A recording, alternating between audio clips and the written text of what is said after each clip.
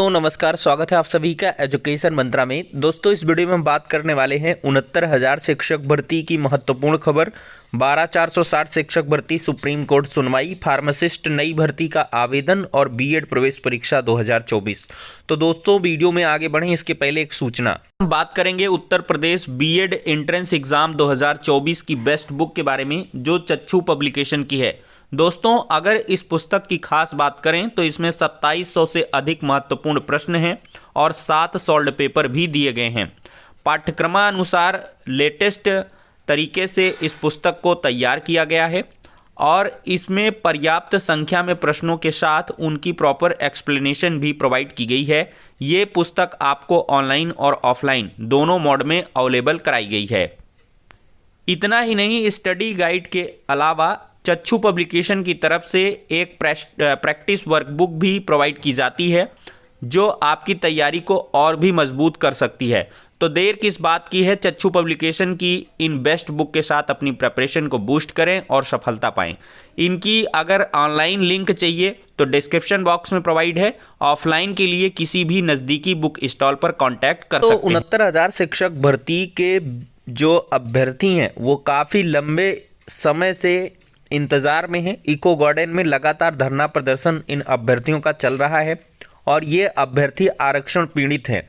कहीं ना कहीं देखा जाए तो आरक्षण की गड़बड़ी को सरकार ने कबूला है ऑन रिकॉर्ड ऑन कोर्ट, और इसके बाद आरक्षण की विसंगति को दूर करने के लिए 6800 पदों पर आरक्षण सूची को भी जारी किया गया था, जिसको कि आगे चल के माननीय उच्च न्यायालय इलाहाबाद की तरफ से खारिज कर दिया गया था और इसी वजह से ये मामला अब डिवीज़न बेंच में चल रहा है और कहीं ना कहीं रीविजिट का मामला यहाँ पर प्रोसेस में है।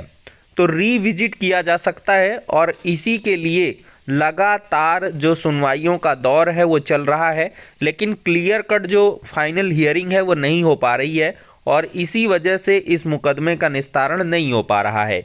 लेकिन यहाँ पर कल की डेट में शिक्षा मंत्री संदीप सिंह जी ने एक बड़ी उम्मीद जता दी है और उन्होंने ये कहा है कि आप सभी को बहुत जल्द जो कह लें कि इस भर्ती का निस्तारण है वो मिल जाएगा। यहाँ पर दोस्तों देख सकते हैं 69,000 शिक्षक भर्ती अभ्यर्थियों के मामले में जल्द निस्तारण की उम्मीद। तो लंबे समय से नियुक्ति के लिए आंदोलन कर रहे 69,000 शिक्षक भर्ती अभ्यर्थियों के प्रतिनिधिमंडल की बृहस्पतिवार को बेसिक शिक्षा राज्य मंत्री स्वतंत्र प्रभार संदीप सिंह से मुलाकात हुई। वार्ता में अभ्यर्थियों के मामले के जल्द निस्तारण की उम्मीद बढ़ गई है। मंत्री ने अधिकारियों को उनकी समस्या के समाधान का प्रस्ताव तैयार करने और जल्द मुख्यमंत्री से मुलाकात का आश्वासन दिया है। भर्ती में 6800 चयन सूची के अभ्यर्थियों का नेतृत्व कर रहे विजय यादव से मंत्री बेसिक शिक्षा के प्रमुख सचिव डॉक्टर MKS सुंदरम समेत कई अधिकारियों के साथ वार्ता हुई। विजय यादव ने बताया कि विभागीय मंत्री ने आश्वासन दिया है कि जल्द इस भर्ती में निर्णय लेकर रास्ता निकाला जाएगा। प्रतिनिधिमंडल में ये सब अभ्यर्थी शामिल रहे हैं। तो दोस्तों कहीं ना कहीं उम्मीद जग चुकी है और बहुत जल्द 69,000 शिक्षक भर्ती के जो आरक्षण पीड़ित अभ्यर्थी हैं उनको न्याय मिल जाएगा। दोस्तों अब अगली अपडेट है फार्मासिस्ट भर्ती की। दोस्तों फार्मासिस्ट भर्ती के लिए आवेदन 12 तारीख से होगा। तो उत्तर प्रदेश अधीनस्थ सेवा चयन आयोग ने फार्मासिस्ट आयुर्वेदिक के 1002 पदों पर भर्ती के लिए आवेदन 12 तारीख से 3 मार्च तक के बीच लिया जाएगा। इसमें संशोधन 11 मार्च तक किए जा सकेंगे।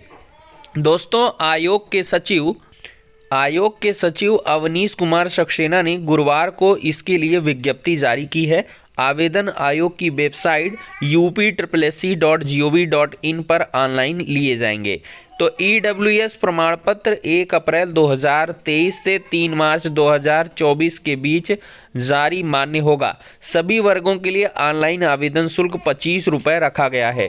कुल पदों में आरक्षित वर्ग के लिए 448, अनुसूचित जाति के लिए 291, अनुसूचित जनजाति के 37 और अन्य पिछड़ा वर्ग के 126 और EWS के लिए 100 पद आरक्षित हैं।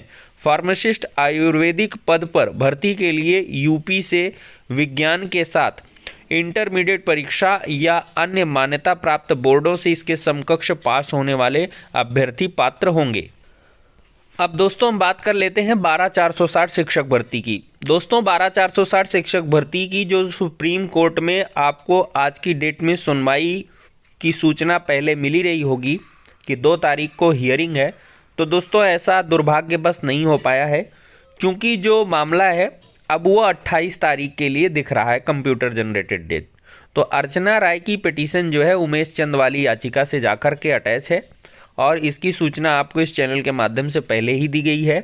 तो अब जो भी स्थिति हो जाएगी, चूँकि जो एडवांस कॉज लिस्ट है वो अपडेट हो चुकी है 2 तारीख की और उसमें आपका मुकदमा मेंशन नहीं है। तो एडवांस कॉज लिस्ट में अगर मुकदमा नहीं मेंशन रहता है तो फिर आपके मामले की सुनवाई नहीं हो पाती है। तो अब दोस्तों इस मामले की जो अगली सुनवाई है वो 28 फरवरी को हो पाएगी। दोस्तों तब तक आपको इंतज़ार करना पड़ेगा और अपने बीएसए ऑफिस से लगातार संपर्क बनाकर रखना होगा। बीएसए ऑफिस के जैसे निर्देश मिले उस आधार पर आप काम करें, लेकिन यहाँ पर कुछ होना हवाना नहीं है जब तक कि कोई सचिव बेसिक शिक्षा परिषद प्रताप सिंह बघेल की तरफ से आदेश नहीं आते हैं। तो बघेल जी जब आदेश दे देंगे तभी आपका कुछ काम आगे बढ़ पाएगा, अन्यथा कोर्ट के भरोसे आप लोग लगातार इंतज़ार करते रहिए, क्योंकि जो सुप्रीम कोर्ट का निर्णय होगा उसी के आधार पर सचिव साहब भी बढ़ेंगे। मुझे पूरा ऐसा लग रहा है, क्योंकि सचिव साहब को अगर आगे कुछ करना होता तो इसमें कर देते। तो कहीं ना कहीं सचिव साहब भी सुप्रीम कोर्ट से मामले के निस्तारण की उम्मीद लगाए बैठे हैं और इसी के आधार पर वो आगे कदम बढ़ाएंगे। अब दोस्तों बात करेंगे बीएड प्रवेश परीक्षा 2024 की। तो दोस्तों देखा जाए तो 10 फरवरी से भर सकेंगे बीएड प्रवेश परीक्षा के फॉर्म। तो संयुक्त बीएड प्रवेश परीक्षा 2024 के लिए ऑनलाइन फॉर्म 10 फरवरी से भरे जाएंगे। बुंदेलखंड विश्वविद्यालय की वेबसाइट पर जाकर छात्र छात्राएं 10 मार्च तक आवेदन कर सकते हैं। 20 से 25 अप्रैल तक बीयू प्रवेश परीक्षा कराएगा।